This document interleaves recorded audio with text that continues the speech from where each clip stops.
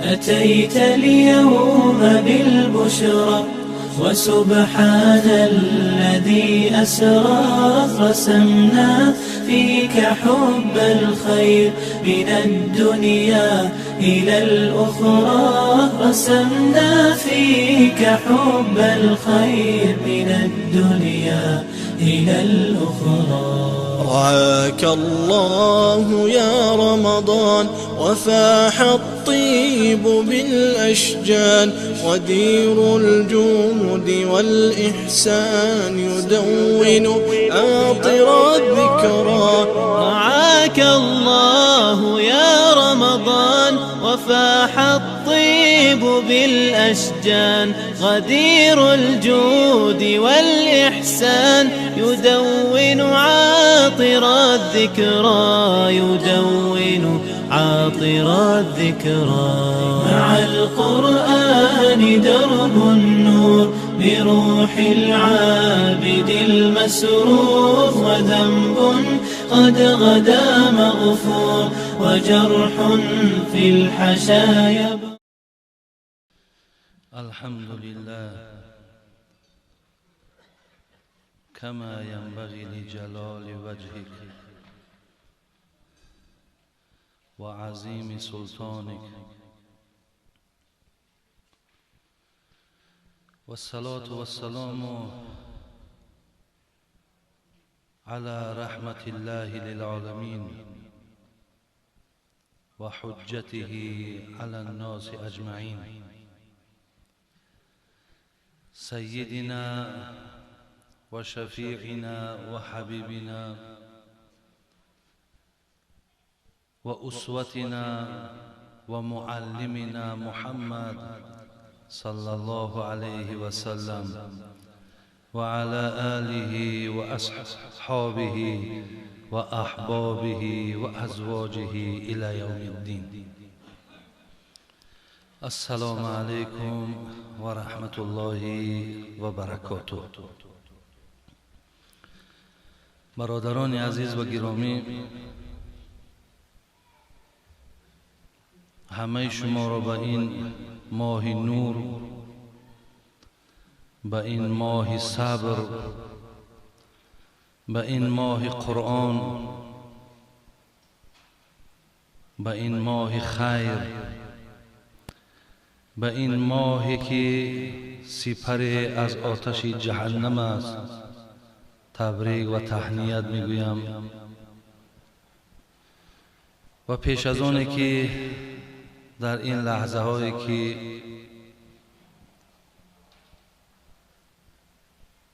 برای پند و نصیحت جدا شده است، میخواستم ماه که ماه اجابت دعاست قبلا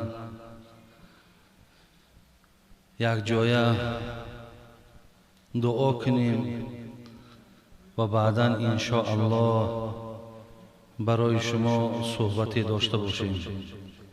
اللهم اغفر لنا وللمؤمنین والمؤمنات والمسلمین والمسلمات وألف بين قلوبهم وأصلح ذات بينهم وانصرهم على عدوك وعدوهم. خداوندا گناهان ما بندگانت را، چه از مردهای مسلمان چه از زنهای مسلمان، اشتباههای ما را، خطاهای ما را با فضل کرمت بخشیده بگردان. و خدایا در دلهای همه ما بندگان مؤمن و مسلمانت محبت را، الفت را، یکدیگر فهمی را بر دوام نگه بدار. الله مهربان رابطه بین جمیع مسلمان ها را نیک و خوب بگردان. الله مهربان مسلمان ها را نصرت بده تا همیشه پیروز بر بالای دشمنان تو باشند و پیروز بر دشمنهایی که بر مسلمان دشمنند پیروزی بالای آنها داشته باشد. اللهم یا رب جبرائیل و اسرافیل و میکائیل و جبرائیل فاطر السماوات والارض عالم الغیب والشهاده نسألك الجنه و نعوذ بك من النار. ای خدای جبرائیل و اسرافیل، ای خدای میکائیل و عزرائیل، ای خدایی که سازنده زمین و آسمانی، ای خدایی که داننده علم آشکار و پنهانی، ما را یکایک ما را داخل جنت جاودانیت بگردان و ما را از آتش خار کننده جهنم نگه بدار. اللهم انا نعوذ بك من یوم سوء و من لیلة سوء و من ساعة سوء و من صاحب سوء و من جار سوء. خدای به سوی تو پناه طلب میکنیم از ساعتی بعد، از روزی بعد، از شبی بعد، از همسایه بعد، از رفیق بعد. به سوی تو خدای پناه طلب میکنیم. ربنا تقبل منا انك انت السميع العليم و تب علينا انك انت التواب الرحیم یا ارحم الراحمین. برادران عزیز و گرامی،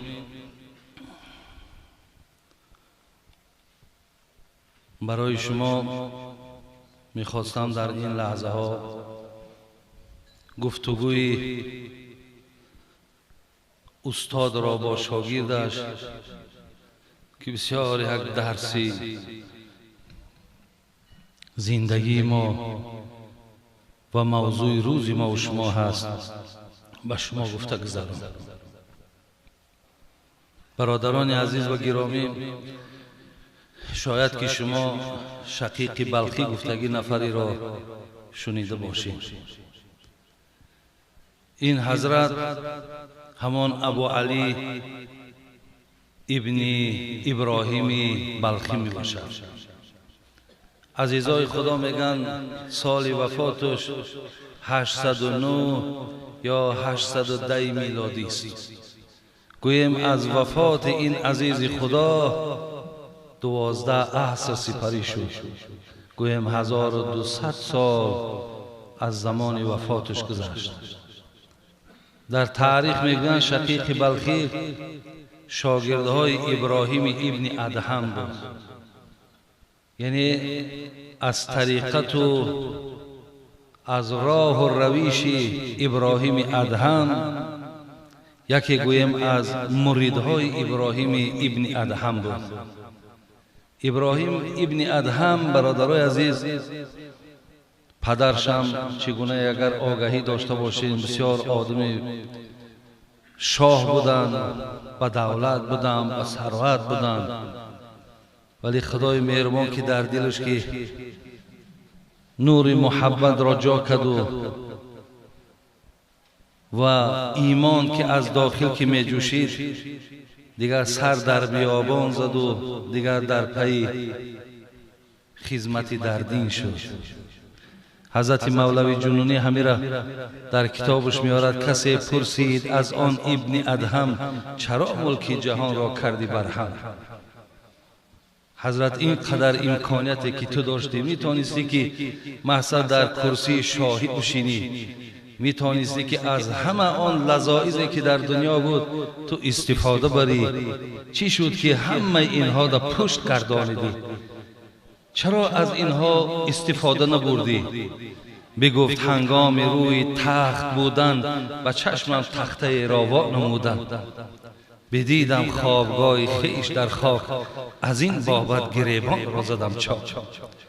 چی سود از تخت آی سوی تخته، کی نوشی قطره آبزی پخته. حضرت گو وقتی همین دیدم تابوت بنده خدای را، همو برای من گفت دیگر تکان دهنده شد، همو برای من دیگر درد شد. چه حاجت ای گفت که از بالای تخت بیایی؟ چه حاجت ای که تمام نوشاکی های دنیا در اختیارت باشه ولی دم آخر در به پخت آب تی؟ از این بابت حضرت گفت من دیگر اکو راه خود ما اختیار کردیم. این شقیق بلخی برادران عزیز از شاگردان امین ابراهیم ابن ادهم بود و شاگردی داشت برادرای عزیز به نام حاتم که لقبش گویم یا کنیتش گویم اسم بود. حاتم اسم میگفتند. اسم در لغت عرب برادران عزیز آدم ناشنوا را میگن، آدم کر میگن. این لقب حضرت حاتم بود.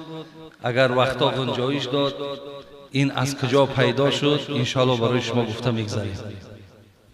خلاص شقیق بلخی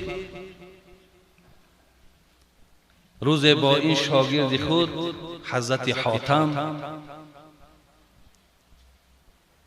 یک لحظه که یافتند در روبروی یکدیگر نشستند. شقیق بلخی پیرشان بود، استادشان بود و حاتم اسم مرید و شاگرد بودند.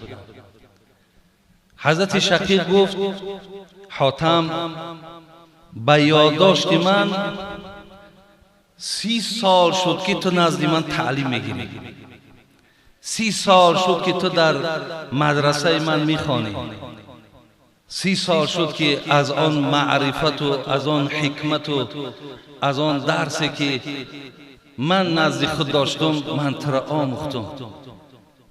اکو امروز من از تو یک سوال دارم.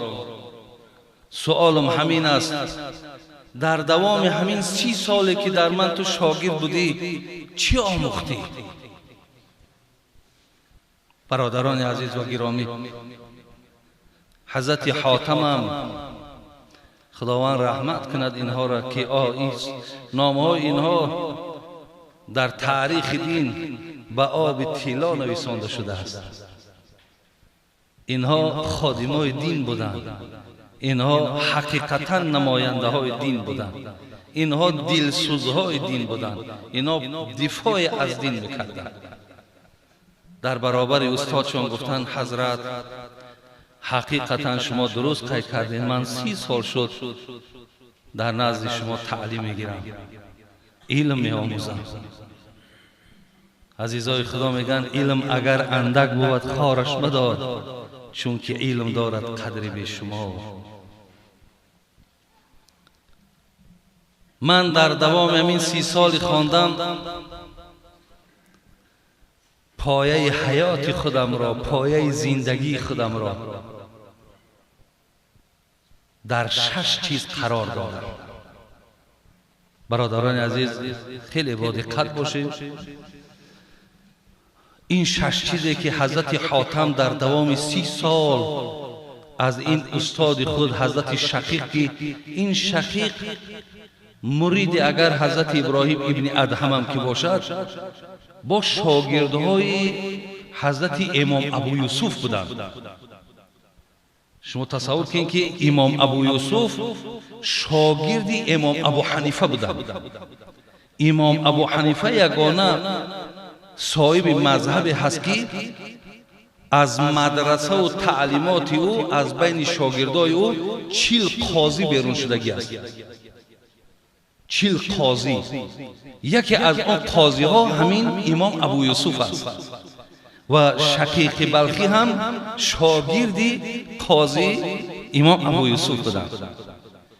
گوییم خیلی آدم الکه از همه جهت کامل بودند. حاتم اسم گفتند حیات خودم را، زندگی خودم را خب در همین پایه 6 چیز قرار دادم. ای کاش برادران عزیز حاضر ما با دلی با گوش‌های قلمان گوش اندازیم تا از این 6 چیزی که این بنده خدا استفاده کردند، مشهور شدند، معروف شدند، بنده های خوبی خدا شدند. ای کاش ما هم پایه حیات و زندگی ما نه بالای همین 6 چیز بگذاریم. اینها چی هست؟ حضرت گفت گوش میکنم. گفت یکم استاد گفت دیدم که در مردم در نسبت رزاق بودن و رازق بودن خداوند شک و شبهه است. یعنی در نسبت رزاق بودن خداوند مردم نه باوری تام و کامل دارند و مردم آمدن رزق را از نزد خداوندم با پررگی قبول نکرده و در دل مردم یک ترس در همین نسبت وجود دارد. بازم همین مال دارند، ثروت دارند، ولی بسیار ممسکند، بخیلند. من گفت استاد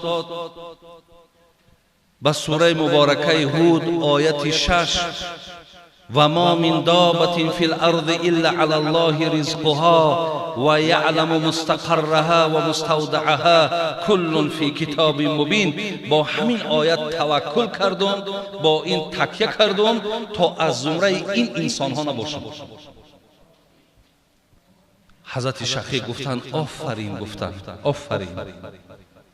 برادران عزیز، من برای آنکه دویم آن چیزی را که حضرت حاتم گفتند من میخواهم درگیر یعنی کمتر برای شما معلوماتی تا که شما با پررگی این حضرت ها که اکو پایه زندگیشون گذاشتند، از روی این پایه خانه قبرشون هم آباد کردند. پس ما باید هر یک زینه اینا کمترک روشنتر، ساده‌تر، تا که از همین آمدگی مونم ماها برادران عزیز استفاده خوب از روزگار این عزیزای خدا بگیریم. امروز هم برادران عزیز و گرامی در مسئله رزق و روزی بسیاری از ما ترس داریم. ما از همان صفتی که الله رزاق است تا حال با پررگی توکل نداریم، با پررگی معلومات هم نداریم.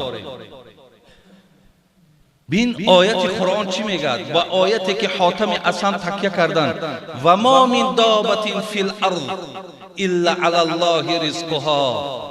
خدا میگه هر یک دابه گفته هر یک چیزی که می جنبد، یعنی هر چیزی که جان دارد، خواه آدم باشد، خواه انسان، خواه جن باشد، خواه حیوان باشد، خواه حشرات باشد، خواه چرنده باشد، هر چی باشد، خدا میگه کفیل رزق همه اینها من هستم. و یعلم مستقرها و مستودعها. الله میگه حتی من علمم تا آن حدی هست که شما در کجا برای خودتان جای زیست و زندگی انتخاب میکنین، حتی من پارچه زمینم میدانم و حتی رزق از کجا به خانه شما میاد من مکان آمدنش هم میدانم. برادران عزیز، سوره زاریات میگه ان الله هو الرزاق ذو القوة المتین. خدا میگه من رزاق هستم، من تأمین کننده رزق شما هستم، من ذات هستم که پاینده ام، توانایم، استوارم. اینها برادران عزیز برای آن از آیات قرآن به شما گفته می شود، به ما و شما گفته می شود که همون ترسی را که در درون ما در نسبت رزق وجود دارد، این ترس باید که از قلبهای ما بیرون شود. شیخ سعدی می گفت غمی روزی مخور مزن اوراق دفتر را که پیش از طفل ایزید پر کند پیستان مادر را. آلی طفل نه آمده می گفت پیستانای مادر پری شیر منتظر است که کی مقصد بگیم عادی کده کلتا بیرون بکنی و دهانتا در سینه مادر میگذاری. آلی نه آمده علاکه سینه مادر پر از شیره.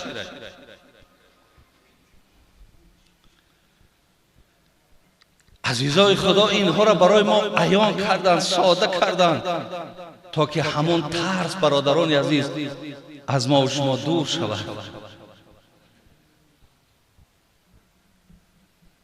شیخ سعدی را در بستانش برادران عزیز، کتاب بستانش یک قصه بسیار زیبا میاد. انشاءالله این فکر میکنم اگر اینها را ما خوب درست هر کدامش در جای خودش اگر گوش کنیم، شاید که همون ترسی را که حاتم اصحم در زمان خودش در دل مردم احساس کرده بود، همون ترس شاید از دل ما و شما دور شود. شیخ سعدی در بستانش میگه یکی طفل دندان برآورده بود، پدر سر به فکرت فرو برده بود، کنان آب از کجا آرمش، مروت نباشد که بگذارمش. پدر میگه بچه‌اش میگه برداشت دوستداری میکرد، بوسابوسی میکرد. بچه‌اش هم میگه دیگه الهامش آمد یکی خندید. پدر میگه دندانهای فرزند که دید یک باره مردکی ترسانچک بده است، مردکی بی غیرت بده است، مردکی که بیچاره رزق روزی را جانب خدا کی نمیدونست است. دندانهای بچه شکیدید میگه ترس فراش گرفت، کنان آب از کجا آرمش، مروت نباشد که بگذارمش. این بچه ما صاحب دندان شده، یک پگه نان میگه، این ما از کجا نان تأمین کنم؟ ولی بسیار ما برادران لاف میزنیم، من نباشم اگر خدا میدانه یگان تای تو زنده نمیمونیم. یا همه برادرای عزیز، اینها همه یک سخنهای بیهوده، یک سخنهایی که از روی بگیم کبر و جهل جاهلی ما هست. الله میگه من میدانم که رزق شما در کجاست و از کجا به جای شما میآید، من این را میدانم و کنترل این الله میگه در دست من است. عبدالقادر بیدل میگه رزق را روزی رسان پر میدهد، بی مگس هرگز نماند عنکبوت. اما خانه‌های تارتنک‌ها را دیدین؟ از همینجا پشه میگه خدا رزق او را میگه پرش میته، پریده میرود، تارتنک اونجا دا میخورش. تارتنک قوت قپیدن پشه ندارد، لیکن خداوند همون را نویساند تو طعمه یا نمو تارتنکی، همونجا میرود تارتنک میخورش. این مردک بیچاره ترس فراش گرفت، این را از کجا من نان میتونم؟ چو بیچاره گفت این سخن نزد جفت. اگه دیگه شاید که بیچاره شرم که البته بیرون دخه همسایه را بگم، شاید یگان همسایه صاحب عقیده باشه و او آدم رزق خدا بینه که مرا مقصد مسخرم نکنه. بیای همه در خوب همی آدم نزدیک، همی خانومی خدمت، اویله خدمت، همی را بگم که چی میگه؟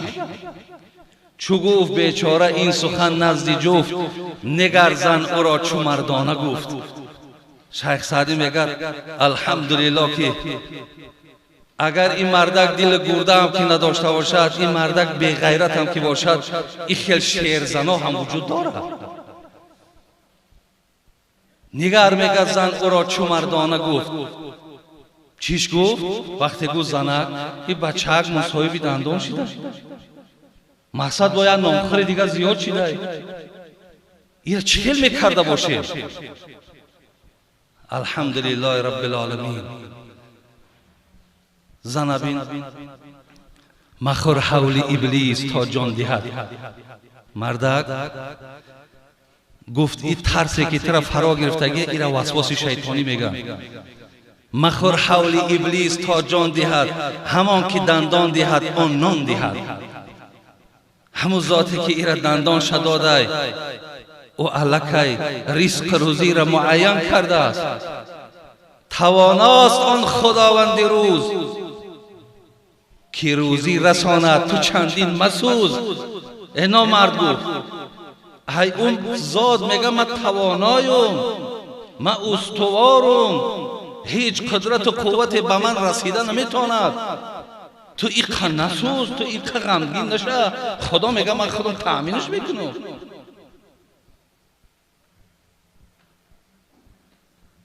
نگارنده کودک اندر شکم، نویسنده عمر و روزی هم. مردک تو عالی گفت فقط همی یک دندانای همی را دیدی، تو این پروردگاره که این صورت فرزند ترا در بطن من کشید، در اینجا ایراد صورت سازی کرد. در همین داخل نویسنده عمر و روزی هم هست، عمرش هم معین کرده است. این خداوند همین خداوندی تواناست. تو چی قدر میسوزی؟ تو چی قدر فکر میکنی؟ من برادرای عزیز، اکو هر آدم هر خیل است. من وقتی هم بالای کتاب میشینم با کتاب، انیسی کنج تنهایی کتاب است، وقتی با کتاب سر کار میگیرم در ذهنم هر چیزای خواندگی پیشتر یا هر خیل سخنهای در ذهنم دور میگردد. مثل که در زن همین مردک من قائل شدم. گفتم ببین در هر خانه اگر همخیلی شیرزن باشه، بعضی همین مردکایی که عقیده مستحکم ندارن، همون ریسک ای کیسه خودش میبینه یا طعنه میزنه خانواده را که اولی مایم در ایجوایی و خدا میدونه شما چی میشین. همین خیلی شیرزنا اگر باشن برادرای عزیز، انشاءالله جامعه ما چی جامعه زیبا شود. میدونی خانواده ما چی خانواده زیبا و خوب شود. از الله مهربان ما همیشه دعا گوییم که خداوند این خیل شیر زنها را در این جامعه ما زیاد کنه، این خیل زنهای با غیرت زیاد کنه. اسماء دختر ابوبکر صدیق بود، حضرت اسماء. از ما یک کم ترک از همین زنهای شیرزن برای شما یک ده حکایه بیارم. حضرت اسماء دختر ابوبکر صدیق بود. وقتی میگه عمرش به 80 رسید، عمرش به 80 رسید، مادر عایشه دیگر مادر بود. عایشه دختری حضرت ابوبکر صدیق مادر ماند، زن رسول اکرم صلی الله علیه و سلم. اسماء را مادرش دیگر بود. این اسلام که نه آورد، حضرت ابوبکر طلاق شد. وقتی همین اسماء خودش بسیار زن خادمه و خدمتکار بود، دختر ابوبکر صدیق بود. میگه وقتی عمرش به 80 رسید، در نسبت حجاج که رهبری بگه مسلمان ها بود ولی بسیار فاسق بود، ظالم کی بود، بچه اسماء عبدالله ابن زبیر بود. اطاعتش نکرد، گفت یک آدم فاسقه، گفت میره چی اطاعت کنم. وقتی که این سخن به گوش حجاج رسید، مرد خیر رهبر کلانه، خب این کی است مقصد مرا اطاعت نمیکنه؟ تشکیل کرد در مقابلش جنگید. عبدالله ابن زبیر بچه حضرت اسماء را به قتل رسانید و در بند کشید. بلند، همین خیلی بلندی داود، آویزانش کرد. در مکه 3 روز عبدالله ابن زبیر همین تا آویزانه. حجاج اکو منتظره که کی اسماء می آیه و میگه ای حجاج، مقصد بسیار بخشش زیاد از تن فرزندم، همین بچه‌ک ما مقصد پایان کو بگیرم. فکر کرد که این اسماء همین خیلی چی میدانه که این هم یک شیرزنه. طاقتش تاخش دیگه حجاج دید که اسماء نمی آیه، بس راقی بچهش نمی آیه. بعد به نزدش آمد گفت ای اسماء، درک داری؟ ما با فرزند تو چی معامله کردیم؟ میدانی؟ گفت 3 روزه بچت آویزانه. گفت من درک دارم که شما گفت فقط دنیای او را تباه کردین، ولی حجاج یقین بدان که او آخرتی تو را تباه کرده. برادر عزیز، این سخنی هست میگه در تاریخ که در حالت از زمان اسماء میبراید که درون او پر مهر فرزند بود. وقتی میگه این سخن حجاج گفت، حجاج دیگر مقصد گپش نیفت که در عوض این مادر چی بگه، یعنی نه زاره است، نه تولا است، نه خواهش است. این خیل برادرای عزیز، ببین شیرزن کی بود، مثل عبدالله ابن زبیر وری فرزند به دنیا آورد. این دامن این خیل مادرها با بسیار نقش کلان میبازد. از این لحاظ برادران عزیز و گرامی، زن ببین که صاحب مردک خانه را مخر حول ابلیس تا جان دهد، همان که دندان دهد آن نان دهد. تو چی جای ترس داری گفت؟ همون که خودش دندان شداد همون خودش نان شمیته گفت. برادر عزیز، خداوند بسیار ذاتی مهربانه، او کفیل رزق ما ہے. میگه یک نفر بود دائم دعا میکرد، میگو خدایا برای من رزق بغاس بده. بغاس، این بغاس کلمه عربیه. وقتی میگه همون زاغ بچه تولد میکنه سفیده، وقتی که همون سفید که هست میگه زاغ سیاه که میبینش فکر میکنه که همین ایمن نیست، ایمن نیست، میگه ترکش میکنه میرود تا زمانی که همین پر سیاه نبراید. پر سیاه که میبراورده است بعد به سراغش میآمده است. یک آدم داغیم میگفت از خدایا مرا رزق همون بغاس بده. بغاسش همون که در حالت همون پشم سفید داشتن.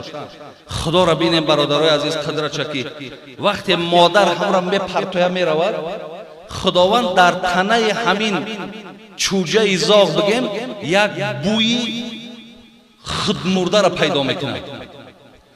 یک چوجه که یک حیوان میبرد یک بوی دارد کو، وقتی که بوی کی باشد بعد کیرما و پشه آمدن میگیرن، همون بوی میگه در تنه می پیدا میشود. دیگر کیرمها و پشه ها اکو برای خوردنش میان، وقتی نزدیک میان شکارشون کردن میگیرن، خوردنشون میگیرن تا زمانی که پرش میگه سیاه میشده است بعد مادرش سراغش میآمده است.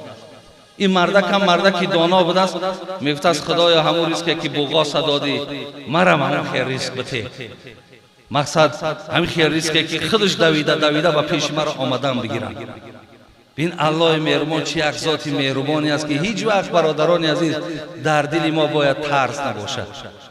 در دل ما یگان ترس هم بترسیم من برادر عزیز، این رزق چیزی ازلی است. این را کم و زیاد کردن همه در نزد الله مهربان است. این به بندش هیچ وابستگی ندارد. یک قصه دیگر را میگیم دوام میکنیم که وقتی زیاد گرفتم.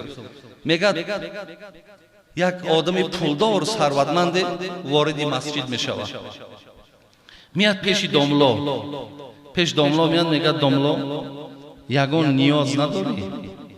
مقصد من یک کمتر مبلغ آوردم، اگر یگان حاجت و نیاز داشته باشی مقصد این ما تیاریم که خدمت کنیم. خداوند رحمت کنه او داملا ها را او عالم ها را، اونا هم عالم های ربانی بدن، اونا هم همش تکیه با خدا داشتن، هیچ وقت تکیه به آدم ها و به پولدار و به مالدار و به منصبدار و تکیه نمی کردن. ولی پیغمبر من میگه هر کسی که اگر سحر برای خاطر نداشتنی در خانه چیزی اگر بخیزه و میگه هم تا چهرش ترش کنه غمدار خچه بگیرد، او همچنان است که خداوند در بین مردم غیبت کرده است.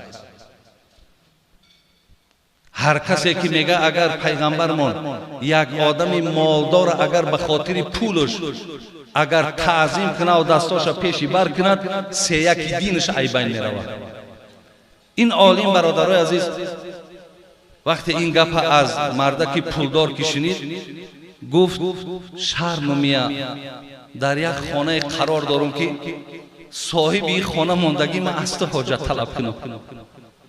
برادر عزیزی سخن بینید، من در مسجدم، این خانه خدا ہے، من در خانه خدا ماندگی است نیاز طلب کنم.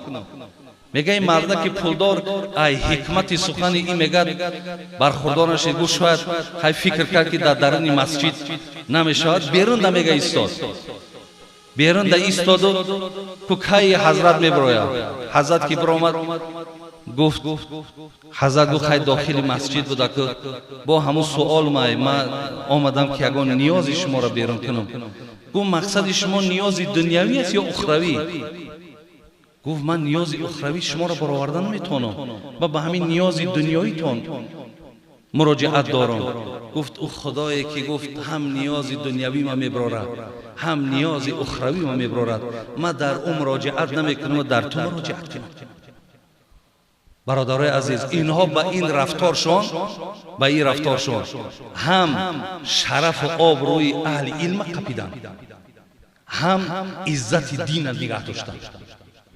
تا چند آدم اگر برادر امت دستات پیشی بر خم بدوی و چاپلوسی کنی و مقصد پدخلی میکنی و دیگر کنی، همون قدر ختم خار میشه، دین همون قدر خار میشه. زین گو من خدایی که حاجت دنیوی و اخروی ما میبرارد، اکو مودا مراجعت نکن تو دم مراجعت نکن.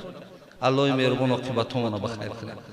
برادران از این 6 چیزی بود که حضرت حاتم گفته ان شاء الله مگرم همین 6 روز ما بیام برای شما یک تا هر کدوم میره بیان کنم و این وقتا فرصت نمیته. برای این یکمش همین است که از آمد در رزق یا در رزاق بودن خدا شبهه نکنین، شک نکنین. رازق الله هست برادر عزیز. عبدالقادر بدین میگه بجز رزق مقدر نیست ممکن حاصل کامل، اگر چون عنکبوتان رشته در 100 بام در ریزی.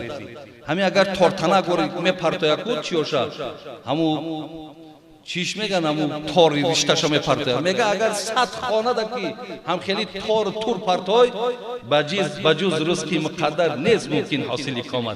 چیزی که همون لیمیت آمدگی همون میگه زیاد نمیاد. اگر 100 خانه را که همه را احاطه کنی بگیری نمیشید است. چیزی که الله بخواد. عاقبتمون خدا بخیر، ایمانمون با سلامت، اخلاص و محبتمون به دین خدا زیاد بگردونه. از این ماه مبارک الله مهربان شرافتش، خیرش، برکاتش همه ما و شما را برخوردار بگردونه. اهدنا الصراط المستقیم صراط الذين انعمت عليهم غير المغضوب عليهم ولا الضالين آمين يا رب. السلام عليكم ورحمة الله. الله أكبر.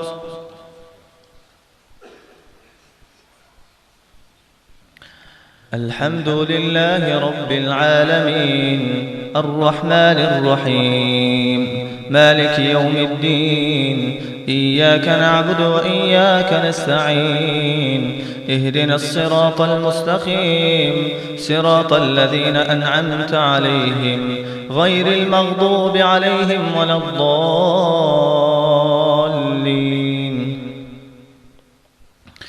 وما أبرئ نفسي إن النفس لأمارة بالسوء إلا ما رحم ربي إن ربي غفور رحيم. وقال الملك ائتوني به استخلصه لنفسي فلما كلمه قال إنك اليوم لدينا مكين أمين. قال اجعلني على خزائن الأرض إني حفيظ عليم. وكذلك مكنا ليوسف في الأرض يتبوأ منها حيث يشاء نصيب برحمتنا من نشاء ولا نضيع أجر المحسنين. ولأجر الآخرة خير للذين آمنوا وكانوا يتقون. وجاء إخوة يوسف فدخلوا عليه فعرفهم وهم له منكرون. ولما جهزهم بجهازهم قال ائتوني بأخ لكم من أبيكم ألا ترون أني أوفي الكيل وأنا خير المنزلين. فإن لم تأتوني به فلا كيل لكم عندي ولا تقربون. قالوا سنراود عنه أباه وإنا لفاعلون. وقال لفتيانه اجعلوا بضاعتهم في رحالهم لعلهم يعرفونها إذا انقلبوا إلى أهلهم لعلهم يرجعون. فلما رجعوا إلى أبيهم قالوا يا أبانا منع منا الكيل فأرسل معنا أخانا نكتل وإنا له لحافظون. الله أكبر. سمع الله لمن حمده. الله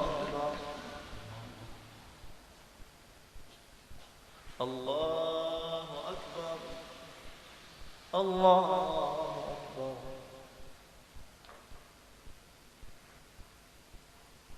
الله أكبر. الحمد لله رب العالمين الرحمن الرحيم مالك يوم الدين إياك نعبد وإياك نستعين اهدنا الصراط المستقيم صراط الذين أنعمت عليهم غير المغضوب عليهم ولا الضالين.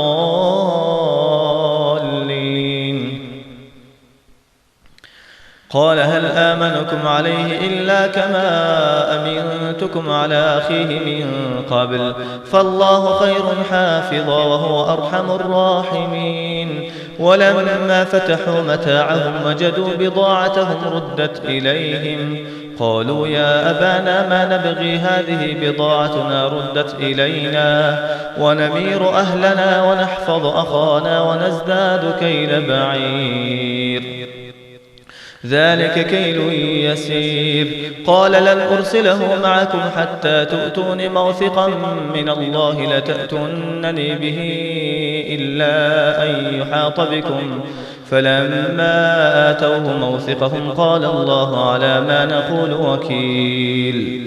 وقال يا بني لا تدخلوا من باب واحد وادخلوا من أبوابه وقال يا بني لا تدخلوا من باب واحد وادخلوا من أبواب متفرقة وما أغني عنكم من الله من شيء إن الحكم إلا لله عليه توكلت عليه فليتوكل المتوكلون. ولما دخلوا من حيث أمرهم أبوهم ما كان يغني عنهم من الله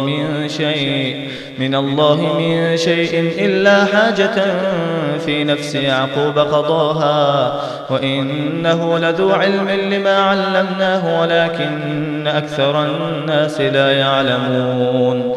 ولما دخلوا على يوسف آوى إليه أخاه قال إني أنا أخوك فلا تبتئس بما كانوا يعملون. الله أكبر.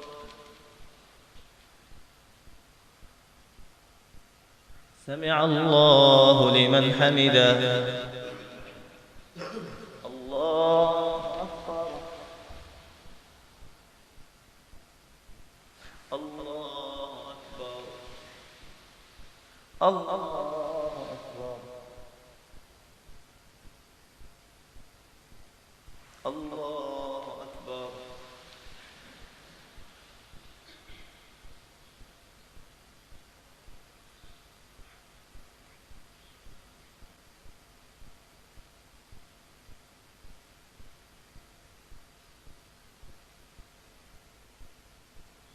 السلام عليكم ورحمة الله. السلام عليكم ورحمة الله.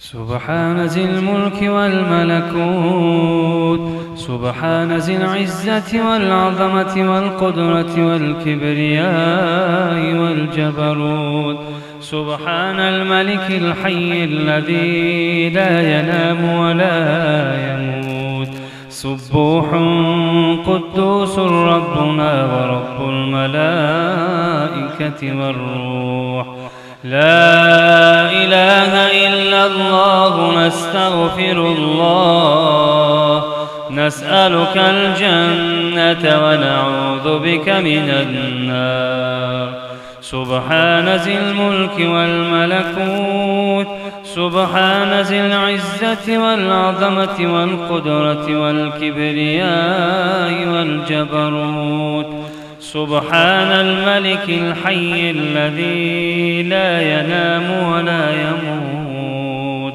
سبوح قدوس ربنا ورب الملائكة والروح لا إله إلا الله نستغفر الله نسألك الجنة ونعوذ بك من النار سبحان ذي الملك والملكوت سبحان ذي العزة والعظمة والقدرة والكبرياء والجبروت سبحان الملك الحي الذي لا ينام ولا يموت سبوح قدوس ربنا ورب الملائكة والروح لا إله إلا الله نستغفر الله نسألك الجنة ونعوذ بك من النار لا إله إلا الله نستغفر الله نسألك الجنة ونعوذ بك من النار برحمتك يا أرحم الراحمين. اللهم صل وسلم وبارك عليه. الله مهربان طاعت و عبادت هایی را که الحال جمع این بندگان تو انجام دادند خدایا به درگاهت مقبول بگردانی. باز هم محبت و اخلاص یقین ما به سوی دین زیاد بگردانی. ایدادر ما قاری را خدای مهربان باز هم زبانش براتر و خاتمه و آینده های نیکشون تی و صف این گونه حافظای قرآن الله مهربان در این جامعه ما زیاد بگردانی. ربنا لا تزغ قلوبنا بعد إذ هديتنا وهب لنا من لدنك رحمة إنك أنت الوهاب يا أرحم. حضرت عقبه ابن عامر یک صحابه پیغمبرمون ای حضرت پرسید که حضرت مرا یک دلالت نمیکنی به یک عملی که میخواهم که هم خیر دنیا بیابم هم خیر آخرت بیابم. میخواهم که عزت هم دنیا داشته باشم هم آخرت. حضرت گفتند که امسک علیک لسانک وابکی علی خطیئتک ولیسعک بیتک. این حضرت امام ترمذی در کتابش میاره. گفت برای اون که تو اگر خیر دنیا و آخرت بیابی، تو اگر شرف دنیا و آخرت بیابی، عقبه پایبند سه چیز شو. همیشه با زبانت سخنی رو بگو که در او راضی خدا باشه. دو، هر خطا و کمبود و لغزشی که تا امروز کردی برای اونها آب دیده کن، برای اونها گریه کن. سیوم، در خاندان نظام اسلامی را جاری کن. یعنی خاندان تو باید همش اهل نماز باشند، خاندان تو باید همش اهل روزه باشند، خاندان تو باید همش قرآن خوان باشند. یعنی خاندان آدم مسلمان باید بوی دین کند، باید بوی قرآن کند. عقبه گفت پایبند این سه چیز شو تا همون خیر دنیا و آخرت میابی. خداوند برای ما و شما توفیقی نه بر همه ما و شما نصیب گرداند. آمین یا رب العالمین. شما تاقت لك الأرواح يا رمضان وهفت لشدو طيورك الآذان وهمت سحائبك الندية رحمتان فعشوشبت من فيضها الأزمان. تاقت لك الأرواح يا رمضان وهفت لشدو طيورك الآذان وهمت سحائبك الندية رحمة فعشوشبت من فيضها الأزمان. واستقبلتك الأنفس الظمآ إلى لقياك حيث الأمن والإيمان فرأتك أعظم زائر هتفت له كل الربا وغدت به تزدان. رمضان جئت فلا تسل عن فرحة الدنيا سما بشعورها القرآن وعن النفوس توشحت حلل الصفاء يزينها الإخبات والإذعان وعن الأيادي في رحابك أورقت وبها تنام البر والإحسان. الكون كل الكون غنى مذهما من راحتيك العتق والغفران رمضان يا أنشودة الأمل الندي، ويا ربيعا وشيه فتان، يا واحة فواحة جذلا، ويا ولدا هفى لمعينه الظمآن. رمضان يا بشرى لها إطلالة، ريا وصوت بالهدى ريان، يا دوحة للنصر ضاع أريجها بين الأنام وفرعت أغصان. رمضان يا أنس القلوب إذا دجا ليل الكروب وسهدت أجفان، كم من معان فيك لولا أنت لم تعرف ولم يعمر بهن جنان. رمضان جئت وللقلوب مشاعر، والهوى للشعر الأصيل حصان. هذا هلالك هل فياض السنا، فترشفت أنداءه الأكوان، ونفوسنا طارت إليه منيبتان، تهفو وقد أزرى بها العصيان. وترقبته عيوننا متلألئا، يكسو سناه سكينة وأمان، وبحضنه كم من مساجد أنشدت، يحلو بها للمخبتين أذان. لما بدا كل البلابل رفرفت فرحا، ومن فمها جرت ألحان، حتى الجماد اهتز فانطلق الحصى يشدو، وترقص خلفه الجدران.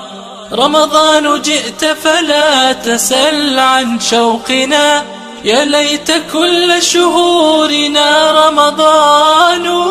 تاقت لك الأرواح يا رمضان، وهفت لشدو طيورك الآذان، وهمت سحائبك الندية رحمتان، فعشوشبت من فيضها الأزمان. تاقت لك الأرواح يا رمضان، وهفت لشدو طيورك الآذان، وهمت سحائبك الندية رحمة، فعشوشبت من فيضها الأزمان.